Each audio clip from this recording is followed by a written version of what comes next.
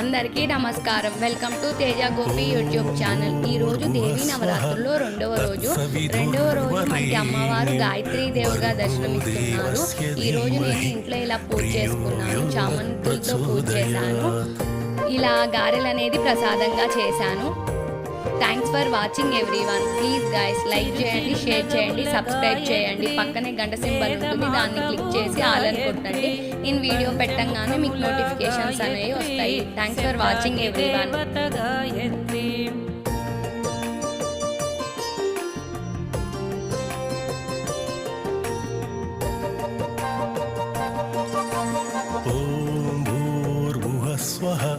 तत्सविधुर्वरेण्यं भर्गो देवस्य धीमहि धियो यो नः प्रचोदयात्.